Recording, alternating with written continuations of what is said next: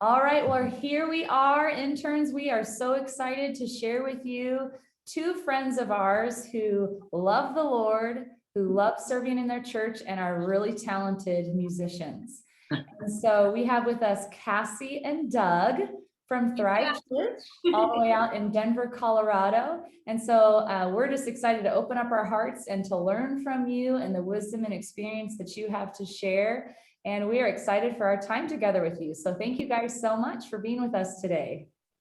Yeah, it's going to be great. We're excited.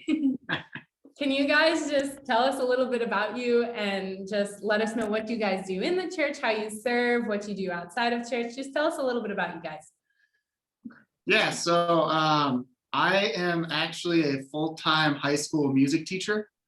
So I teach at a local high school here, and growing up, I was always playing drums, percussion stuff, and really enjoyed music. And I knew pretty early that I wanted to teach music. And yeah, I just got plugged in at my old church growing up. My parents were both musicians that were plugged in with their worship team and everything. So transition into that was really nice and easy with their help getting into it. And then just through school and through college, and I did drum corps as well, just got a way bigger knowledge base of music, and yeah, just trying to use that to help out wherever I can. And at the church, I am our music director on Sundays, and run the band, try to keep things flowing well for us. I do all of our Ableton stuff, running tracks from drums, keys, or bass, wherever I'm needed on any given Sunday. So yeah, that's a little bit about me. Yeah, and I'm Cassandra, or Cassie. Oh my gosh, that's weird. How did that come out? But anyway, yeah, so I am currently, I'll just start from where we're at present. I'm the campus admin at Thrive, and so I work full time at Thrive Monday through Friday, just assisting the pastors and taking care of things in the office throughout the week. And then I get to serve with Doug on Sundays, and so that's on the worship team. And so it's like a good blend of like working full time with the church and then serving as well. And yeah, I graduated from college with a double major in music and writing, and so those are my like passion points. And then through just working through college, I found a passion with administration. And so I feel like it's a blessing. I get to use all of the things I learned in college and, all of that. And I'm using it all right now. Mm-hmm. So it's pretty fun. We're just, moving along. That's awesome too. Really, just like using your natural talents and passions in the local church. And so how the Lord placed you guys there. So man, even just the things that you're already sharing, I'm like, I have a million questions like popping into my head. So, but we'll start with this first one. And this one's for you, Doug. Knowing that you carry a lot at church with leading the band and serving on Sundays, but you have a full-time job.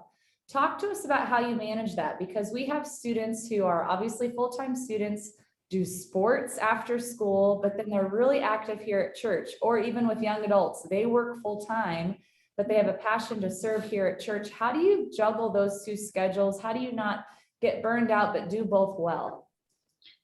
So I've had this conversation with people before, and it's kind of, I feel like I'm in a weird situation because music is my passion. And so teaching music, I don't feel like I'm doing a job necessarily. I'm just sharing what I already know because I enjoy seeing people like grab onto those things, and especially with students who maybe are taking, a lot of my classes are like gen ed classes, so it's not even music people coming in, but seeing like a spark click is just awesome to be able to help people figure out what they like, even if it's not music. And so I never really feel like I'm at work. And then when I start trying to do stuff and preparing for Sundays, it's just more music. It's still what I'm doing and what I would be doing, whether it was for this church or another church or with any band anywhere.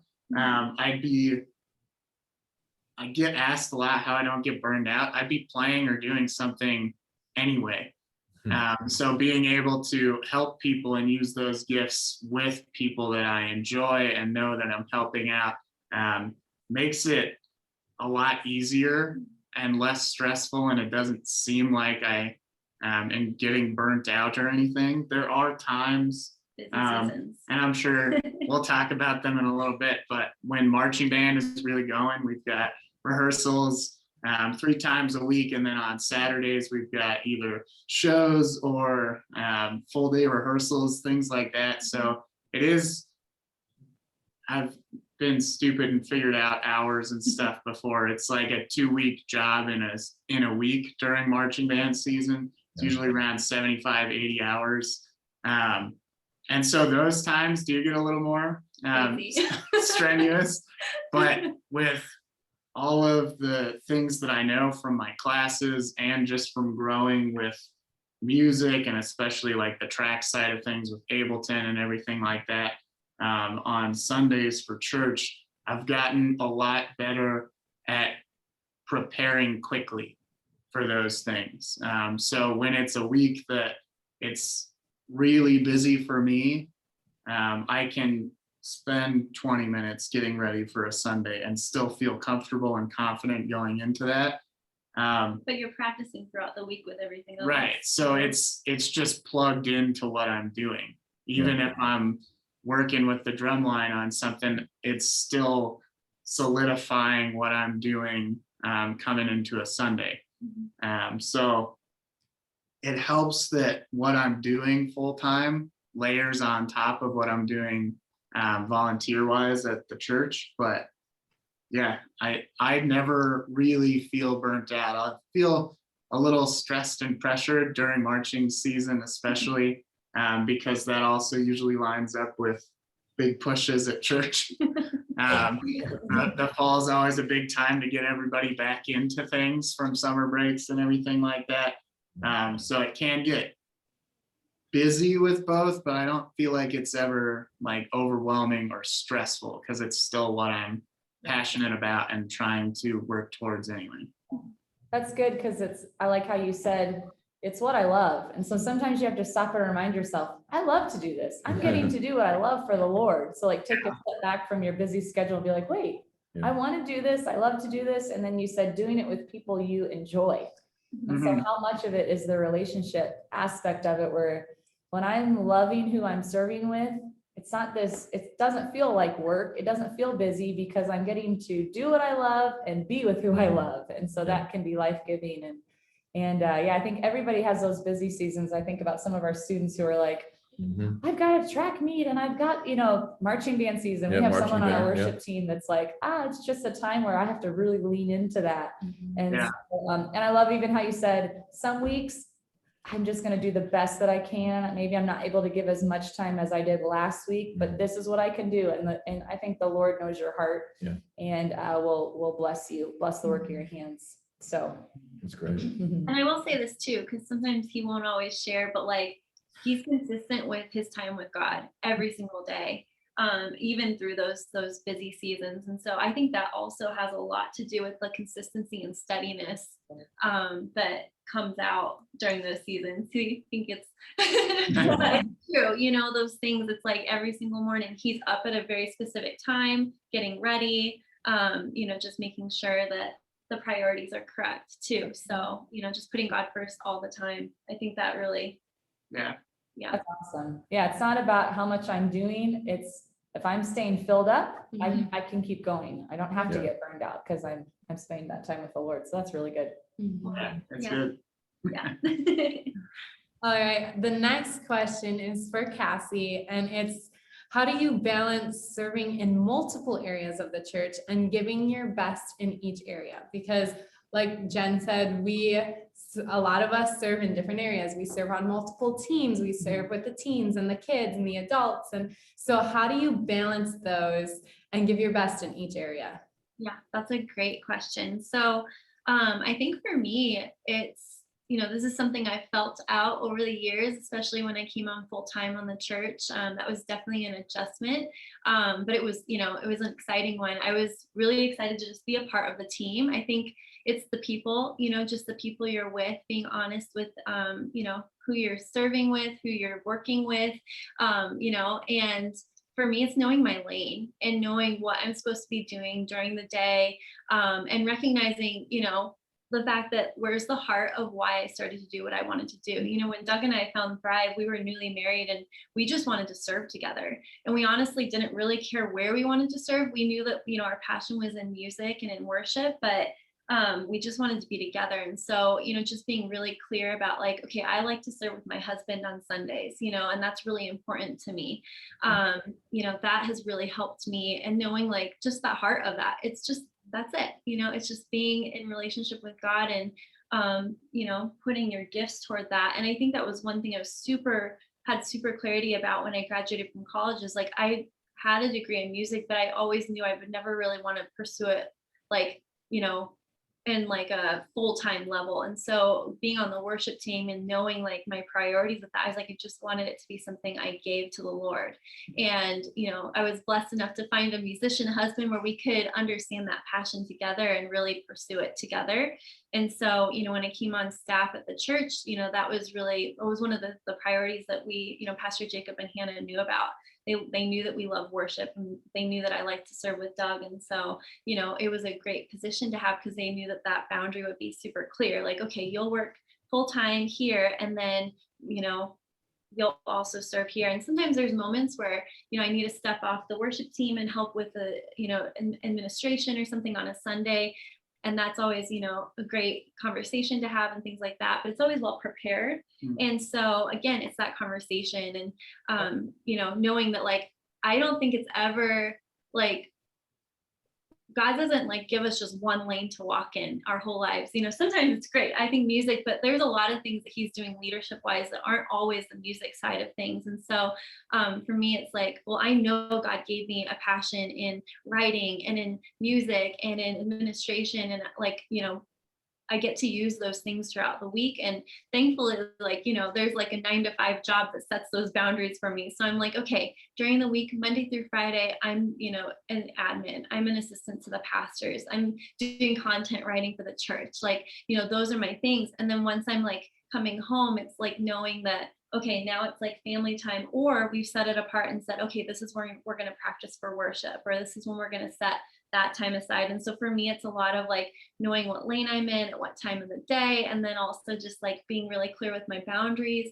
and recognizing what I can or cannot handle when we're in different seasons. It's communicating with leadership and having great leaders who, like, when you're hitting a point where you're like, okay, these things are kind of like, pushing up against each other. I had a season where all of a sudden, like, Sundays was kind of I was kind of needed for like work stuff. And like, it's like, okay, we need you for like admin and some financial things on Sundays.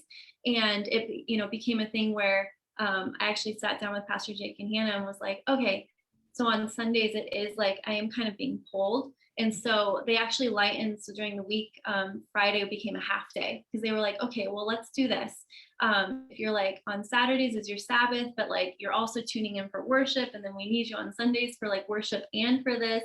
And so, it became a conversation of like, okay, well, what's possible and what's going to be the best way for you to like thrive in this season together. And it became like, okay, so Monday through Thursday will be full, and then Friday will be a half day, so you can kind of go back toward family. Saturday will be a little more open to like prepare for Sunday, those kinds of things. And so, it's just having those clear conversations, lots of communication. Sometimes I'm not super great on the communication side, but I have great leaders around me, Doug, that hold me accountable to like let them know like, okay, how are you doing? What's going on? I love too, Cassie, how you initiated that conversation with Pastor Jake and Hannah. You didn't wait until you got to a point where they're like, oh my gosh, Cassie, we need to talk to you. Are you okay? But to have the initiative within your team to say, hey, to your worship leader, whoever it is, this, just like you said, recognize your limitation, or recognize the things that are pulling at you, and just bring it up, just talk about it, just work through it. So that's awesome. A couple other things you said that I really love is just remember your why. You know, why am I doing admin? Why am I doing worship? Because these are two of my passions. You know, why am I working with children and doing worship? Because I love both of these lanes. And so remembering your why, and then just even as you're sharing, it's so awesome how the Lord welcomes us to use all of our gifts for him and to not neglect those gifts, but we cultivate those within these different areas that we're serving in. So how the Lord's refining us, as we've said yes to multiple areas, but that can be and I think too, one person's number of lanes is different from another person's number of lanes. Yeah. I can handle 2 lanes, but man, they've got 4 lanes, but God gave them grace to do that, you know? And so. And the Lord just knows how to fit those in. Yeah. Yeah.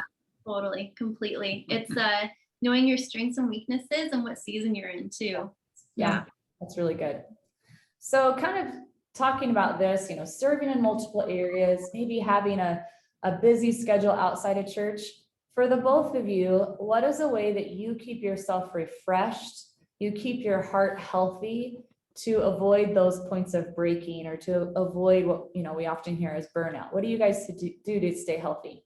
Yeah, I'll let Doug start because he kind of leads us in this area in a lot of ways. I've always liked having fun, whether it's going to a movie. I love going to movies, whether it's going to just walk around at a park. We're blessed here in Colorado that it's everywhere. We can always drive 2 minutes and we've got like this beautiful hike to go on, looking at the mountains and everything.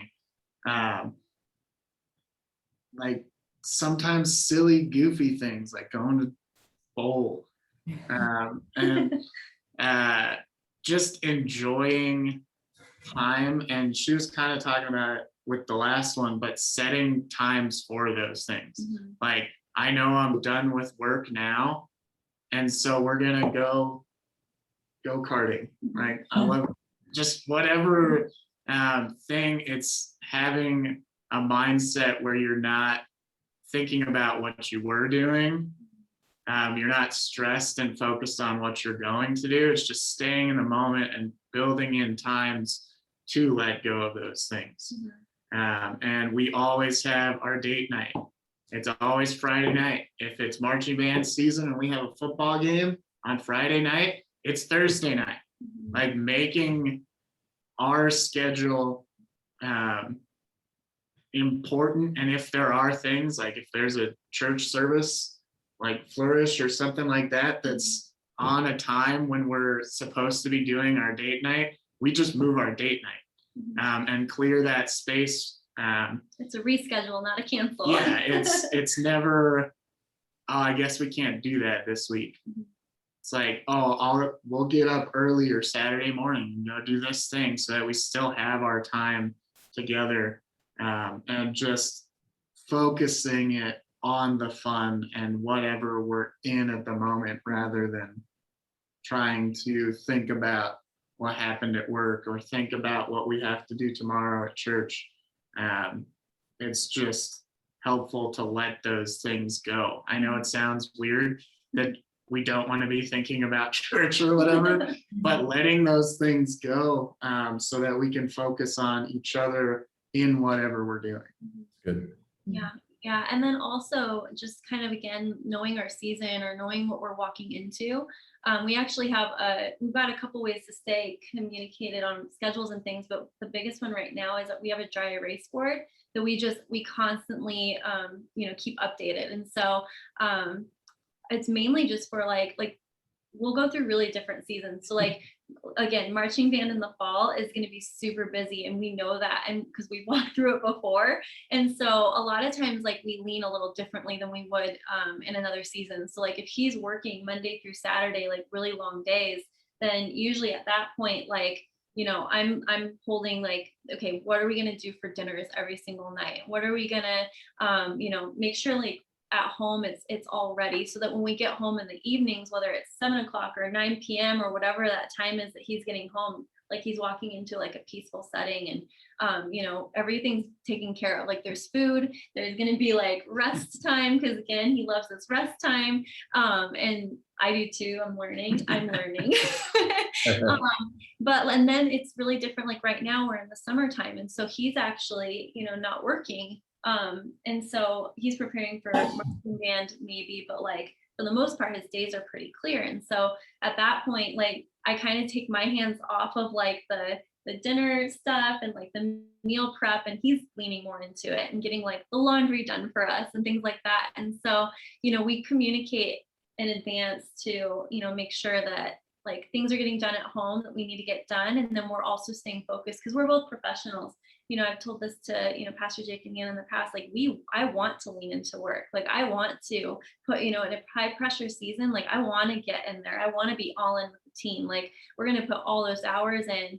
But at the same time, like communicating it to him, like, okay, we've got some evening meetings this week. I'm going to be probably coming in a little early this week and staying later, and just having that communication clear, and it's all set out so that, you know, we know what's going on, and we aren't getting overwhelmed by, you know, a busier season, because we planned for it. It's like, we want to be a part of it.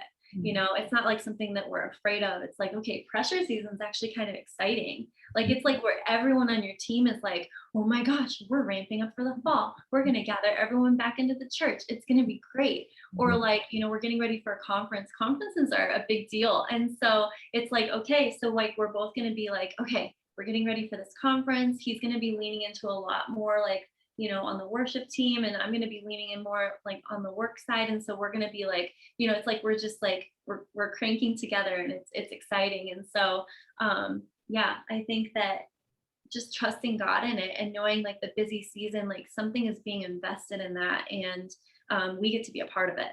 Yeah. And so, you know, we kind of embrace those moments, and then when we rest, we're going to rest hard. You know, at that moment, it's like we're going to take that and we're going to fully like, you know, rest in it. And then also just knowing that even in pressure seasons, we're going to have moments where we're resting still, you know. And again, it's like, okay, what are we coming home to? You know, you know, we've got 2 puppies, and like, okay, did the dogs get out during the day? Did someone drop at home and like let them out for a minute? Like, are we good? You know, all of those things. But you know, it's an exciting time. It's an exciting time to be busy and or not busy, you know. So I think a lot of what you're saying too is, as you guys are husband and wife, there's that dynamic, like you said, communicating with one another. But I even think about some of our interns who live at home with their families, communicating to your family that week. Okay, I have to be at church at this time, and I'll have to eat dinner early. I can't eat dinner with the family that night. So even as young people, there's a family to communicate with. Or I think about a young adult. Okay, this week I have work and I'm serving. When am I going to practice? When do I get to hang out with friends? I'm not going to hang out with friends 4 nights out of the week and wear myself out before Sunday morning when I'm supposed to look fresh and be prepared and ready to go. So just that managing of your schedule and communicating it to the people in your household, making sure you're eating, just like you said, planning meals. Yeah. I didn't even go grocery shopping as a young adult. Food to eat. And now I'm stressed out because I didn't think ahead, because I didn't plan my week ahead, honoring the Lord and, you know, doing my work well with excellence. And so that's really good. That's all good stuff that you shared. So. All right. I think I have the next question. So this is for both of you. What are ways you grow yourself spiritually and or in your gifts? Okay, I'll take this one first. So spiritually, she kind of already mentioned it. I'm very on top of my time with the Lord in the mornings. And it's one thing that we've started doing, like 4 years ago or so. Every December, we start looking for a new Bible. And so whether it's a different version of the Bible or a different way to go through the Bible or a devotional Bible, so that when it's a fresh year, we have fresh eyes on what's going on. And this year I got a chronological Bible that's like straight up in order. Like you can't flip to Exodus Like it's just built in, it runs straight through. And so it's crazy different than what you're used to while you're studying. And so being able to get different perspectives is huge, I think. And you can't get different perspectives on things if you don't set time for it. So I think that's really big and has been, especially over probably like the last 4 years is when I started leaning more into that, and really setting aside that time to make sure it is better. Because I mean, life gets crazy and it's real easy to go, oh, I worked until 9 last night. I still have to be at the school at 7. I'm not gonna get up at 5. I'm gonna sleep in until 5:30 and then just throw on some clothes and go. No, you need to have that time at 5. You might be tired, but that's why there's coffee and energy drinks. So yeah, I think growing spiritually is huge. And in order to do that, I had to force myself into making time for it. Rather than just this week, I'll read some of James. I don't know how much of it, I don't know where I'm gonna fit that into my schedule, but that's my goal, is to read some of James. That's not gonna get it done. You have to say, Right. I'm reading from 5 to 5:30 every morning. It doesn't matter what's going on in my schedule. That's my time that I'm doing things. That's good. So that's how I go about growing spiritually. I know you have stuff that you do with Yeah. that too. Yeah, I like to like growing spiritually. I think it's just remembering it's just all about relationship. And so for me, it's keeping that Bible study time during the morning, but also, recognizing like God wants to walk with us like throughout the day. And so I've actually gotten into a rhythm of like, of like taking time to pray like in the middle of the day, and like taking time to grab that scripture or whatever it is to remind myself. Because sometimes like I'll read in the morning and by lunch I'm like, what was that I read again? Like, and like, what was I so dedicated to this morning? Like I can't remember now. I've got I journaled for 10 minutes.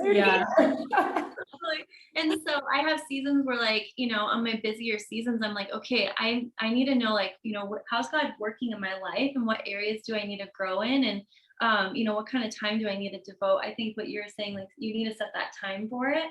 And so, just really taking the scripture literally when it says like meditating on God's word day and night, and, really like actually setting that as a thing, and not even like, I don't have to have my Bible in front of me to like say a prayer or to include God in my day.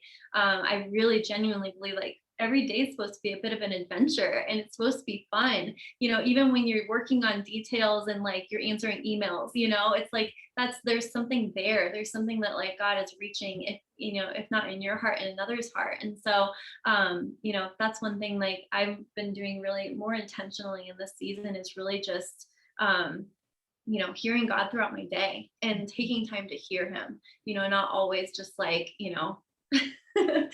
thinking that it's only during that like 1 hour in the morning. It's like, no, that's like the beginning of a conversation that's going to continue throughout my whole day. God wants to be in every single part of my day. Like he cares about my 30-minute drive into the office, and he cares about how I'm interacting with my coworkers and how I'm reaching out to my family on the weekends and all of that. And so it's just so much more. God just wants to be a part of all of it. And so growing spiritually for me right now is realizing that and like putting it into my life and recognizing it. So That's really good. yeah. And then with the gifting, I think it's again, it's weird for me. I'm just always doing it. Because I'm like, I don't know. I'm always doing it. So the hardest class for me to teach is also my favorite class to teach. I have an AP music theory class, and I love music theory and getting into all of the chord structures, building things, and all of that craziness. I just love all that stuff. I liked it in college. I liked it in high school. And for the most part, especially when you're dealing with high schoolers, and then on a worship team with guitar players. They don't want to know about theory. They don't care about it. And so, I mean, being in that helps me grow every time. Being able to have such a background knowledge of music helps me to apply, especially when it's a super busy season. If we're in this key, I know what's going to happen because of theory and because of the style of music that you're doing with a worship band. Just being able to understand all of that helps me to continue to grow as I'm at work. And then just carrying it over, especially when I'm going into playing the instruments that I don't know as well. Going in on a Sunday, knowing I've got a knowledge of the theory that's going on helps me to go, okay, this is what I need to be aware of when I'm on bass this week. Okay, these are the things that I need to be aware of as we're going into playing a key in E flat on keys. Who does that? Singers. Just like knowing all of that stuff as well as I do, and getting refreshed by it in classes and having it always around me helps me to stay sharp and be able to plug those things into whatever I'm doing on a Sunday. Yeah. I feel like my story is a little different because I'm not always practicing and I don't always want to. If I were a music teacher, I might go crazy. I'm always playing my instrument. But again, for me, it's just, new things, but also just having fun, you know, recognizing sometimes I don't want to pick up my violin before Sunday.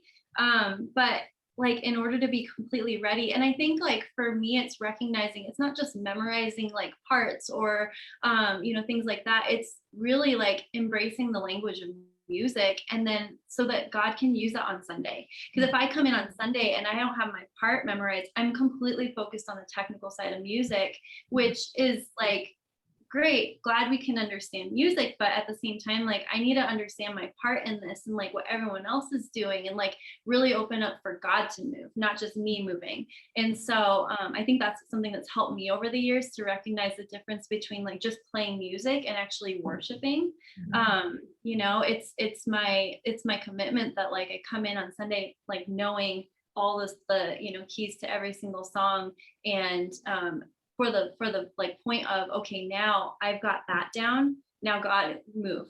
Like now that I have all the lyrics memorized, God, like just move here. And it's kind of like that sacrifice in music where people don't see the back end of it, where you're like putting all those hours into practicing, and you're going over that one part over and over and over because that one note just can't get into your mind, or like your fingers can't memorize it. Like, what is that?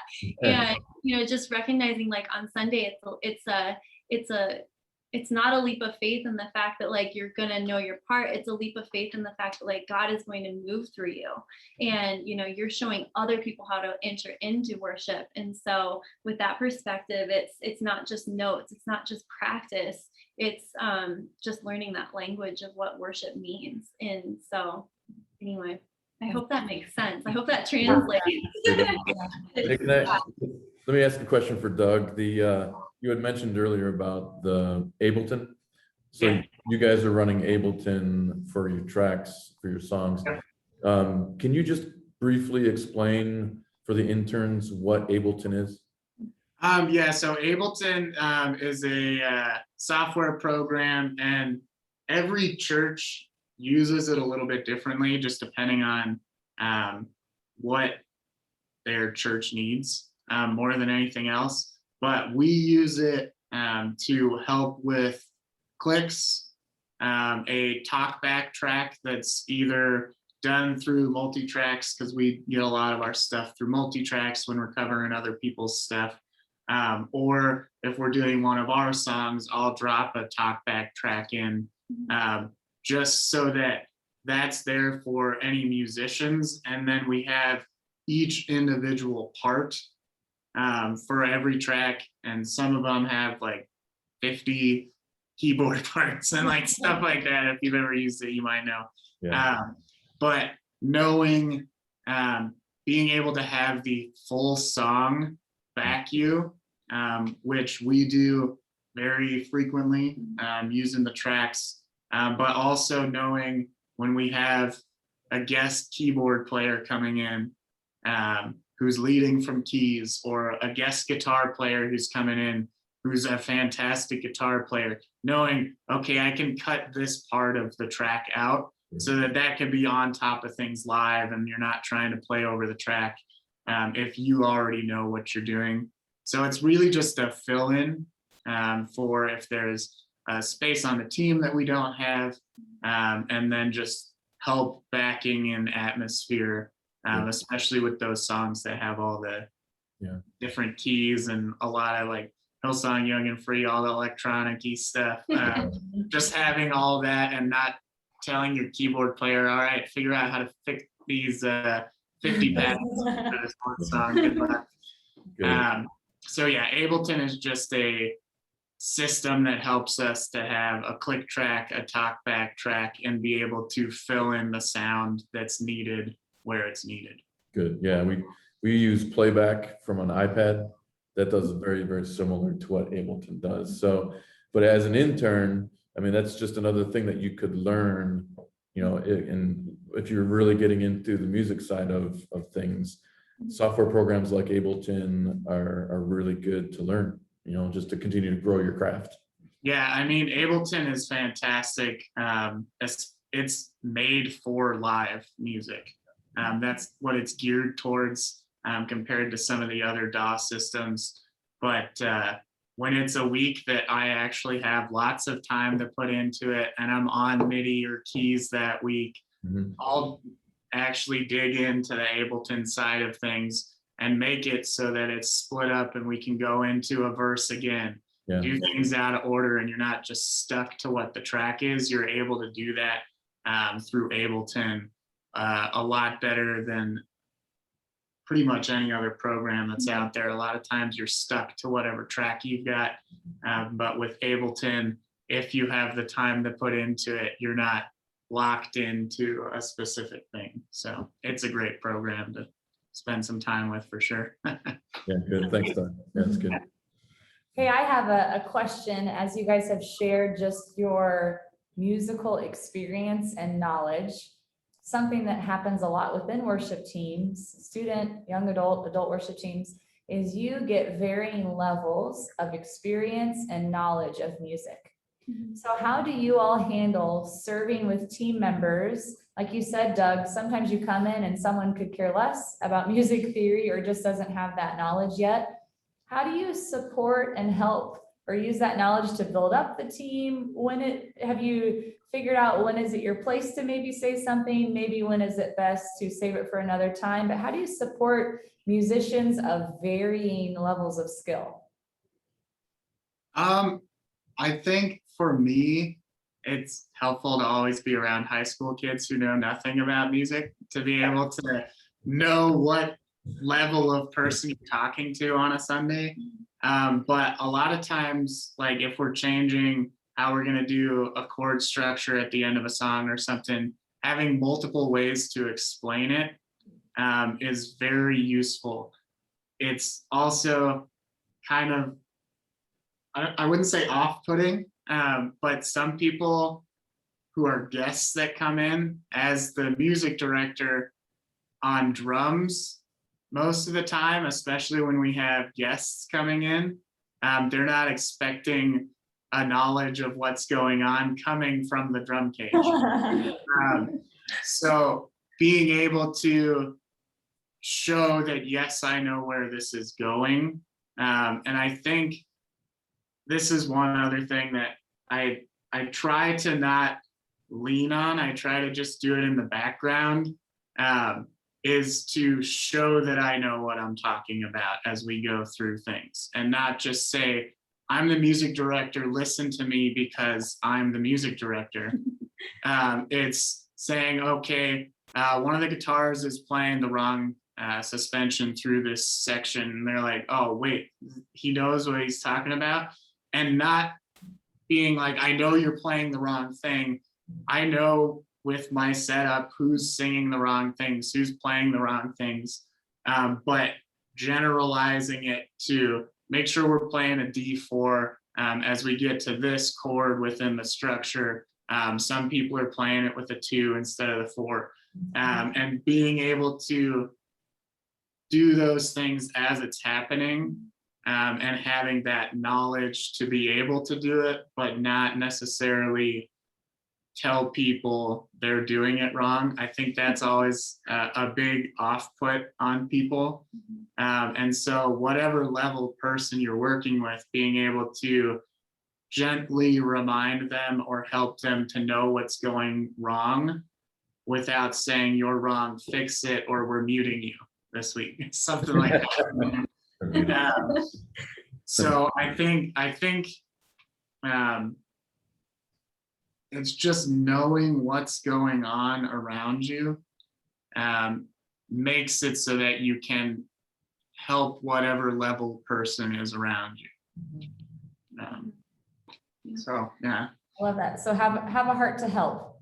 right, Yeah. To help your team. right. Yeah, that's good. That's good. Well, we have one more question for you, unless Rob or Johanna want to jump in, but our final question is about, the dynamic of the two of you serving together. Oftentimes we have siblings that serve together, friends that serve together, husbands and wives that serve together. How do you guys support each other when you're serving side by side or serving in different departments? How do you just support each other as you serve the Lord? I think it's knowing that there may be stress coming from wherever that other person's coming from. And especially when it's a week that I know she has to help Pastor Jake with something or Pastor Hannah with something, and then people are trying to pull her over to do the vocals. Let's practice vocals for this song before things get going. No one's gonna start until Cassie's there. Like letting people know she knows what she's doing. You guys can run your stuff. She has to help Pastor Jake with this right now. And being able to support each other wherever it's needed. And more than anything, knowing what they have to do. And not just knowing what you're doing on a Sunday, but knowing what they're going through and what they're doing on a Sunday too. My sister went to our church forever, and her daughter is helping with kids, and like having the family dynamic, it's so much easier when you know what they're doing, rather than why weren't you in service? Why didn't you listen to what I was playing? Why weren't you there for what I was doing? Yeah. When they had to get pulled back in to do kindergarten again for the second service. Like understanding that everyone who's there, especially volunteers, has something going on. Just because they're a volunteer and not getting paid or whatever doesn't mean they're not doing something on a Sunday.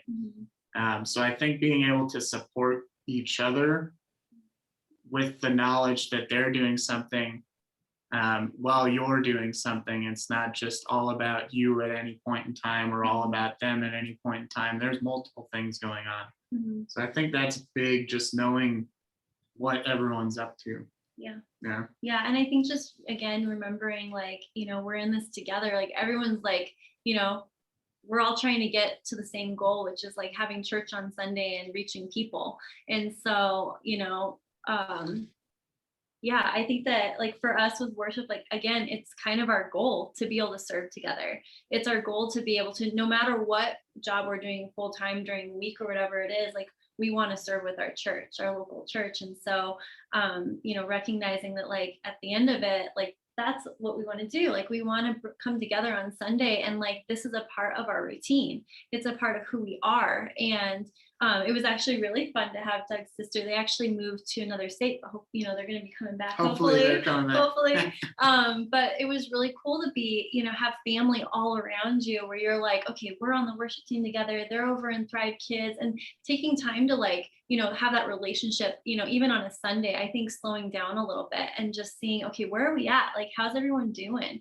And like when we're connecting, like it's time to connect with people. And just having that like that relationship focus really helps. And yeah, not being like, well, am I in your ears? Can you hear me? Like, is everything sounding okay? Like those kinds of things. It's like, well, I don't know, but like at the end of the day, like it's not about that. It's about like, really like experiencing God's presence and like being together and just having fun together and reaching people together. And so, yeah, I think it's fun to be able to, be on the team together and recognize like there's going to be days where it's a little more stressful for one or the other.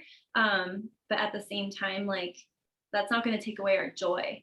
What was it? Someone said over the weekend, they were like, joy isn't an emotion, it's a gift. So we have access to it all the time. And so just walking in on a Sunday, recognizing like we set the atmosphere. And I think like, we set the atmosphere when we're at home on a Sunday. So like Sunday morning, like how are we setting up the way we walk into church? What is that morning looking like? What do we need to do Sunday night or Saturday night to prepare for Sunday morning? It's like preparing your home, and that's what the atmosphere will be when you come in on Sunday together. And so, yeah, it's a lifestyle, right? It's a lifestyle of worship. And worship isn't just in the music. Worship is in the way you treat each other and the way you interact with each other and the way you serve together. And so just honoring each other throughout the week so that on Sunday, it's just the result of honoring each other all week long. I can't say that, there aren't moments where you get stressed out and you have like oh my gosh, I don't know anymore. But like, just recognizing like those are the moments where it's like, okay, we're just going to slow down. We're just going to breathe for a minute. Because literally sometimes that's all you need to do is like breathe and have a drink of water, especially when we're at the park right now. Or like outside, it's like, okay, have you had water this morning? Let's just like drink some water and have some fun. For us, it's have you had your coffee today? Yes. Definitely. So yeah. I have one question. You were talking about when you're serving, having that balance of having fun and making those relationships within the team while doing your best at practicing and preparing yourself. How do you balance having fun and getting through practice at the same time? That's a good point. Well, music is fun. So it's, sometimes all the pieces coming together can be a little bit messy. Yeah. It can get messy. Yeah, I think it's just, again, knowing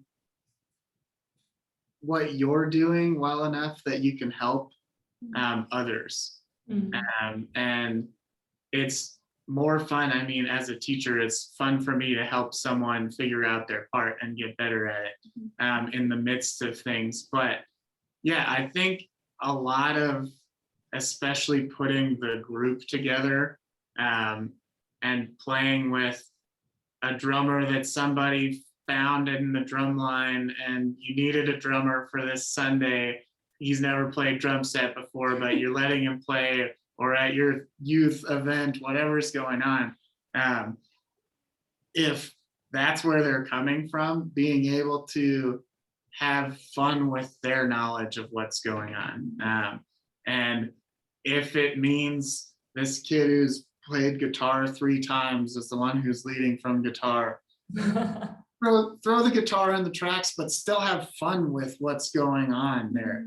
And it is fun, and not making people, again, the same thing I was saying before, not making people know they're doing something wrong and like bring that downside of things to it. Just people are going to be more open to playing and getting better at what they're doing if they're having fun doing it. Yeah, and I don't think it's a bad thing to just, have conversation too, addressing like what's going on the team. And like, I think sometimes it can be, so if someone's struggling to like get their parts right, or, and it's a continuous thing, it's okay to have that conversation outside of a Sunday where you're like, okay, what do we need to do? Like, can I meet with you during the week? Like, can we do this together? It's a continual thing of like, okay, how do we journey together? Because the worship team, it's a different dynamic. It really is like, you can feel like the relationship of the people as well, based on how you're playing together. Yeah. And so I think the more that you are in community with those people during the week, the better, you flow together. Or, if like someone is, if there's like a competitive nature going on with like the vocals, because sometimes that can get there, it's recognizing people's strengths and letting them know like, hey, you are irreplaceable. Like you're here for a reason, because like you don't just get on the worship team easily. Like you're each chosen to be on this team. And like there's, if I really think like there's like you're chosen.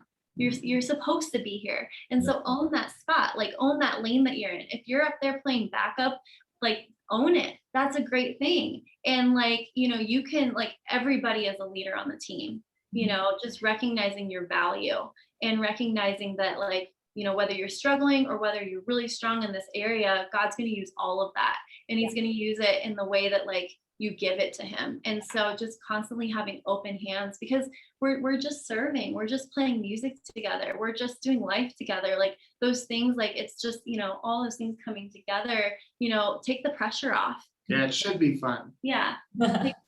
Just recognizing and having the conversations when you need to have them. If like, we've had moments where it's like, okay, we like this right here, we've got like this thing, what is this, how are you doing, like what's going on? And you don't have to just say like your attitude is really bad, like on Sunday, like what's going on. It's just like address it a little like softer, and just like, how are you doing, how are things going at home, like what's going on.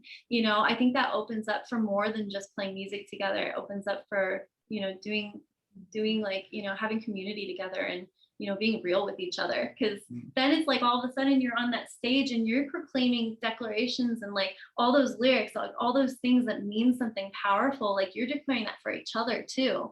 You're like, all of a sudden it's like, no, I'm standing in the gap for you. Like, I know that you're going through this thing and we're going to walk together in it. We're going to declare these promises with each other in it. And like, that's when you really get in sync with each other, because it's like, okay, we know what's going on in each other's lives. Like, we're going to have fun and we're going to declare and we're going to hold together until we get this breakthrough. There's power in that relationship as a worship team. Like, we get something really special when we get to be on a team together like that. That's great. Yeah. Well, what an incredible blessing the both of you are. Thank you for sharing your time with us today, your knowledge and experience, and just such rich and deep wells that you guys have shared with us. And so it is a blessing just for the three of us, but we're sharing this with students and young adults who I know that they're going to be able to walk away with something to just apply and strengthen and just spur them on to continue to serve and love the Lord through worship. And so we appreciate you guys. We love you. And what an awesome thing God is doing at Thrive. Yeah. Well, thank you guys so much. Yeah, This is really fun, really exciting. Thank you for the honor of doing this. And Well, we love you guys. Okay. Thanks, Doug and Cassie. love you.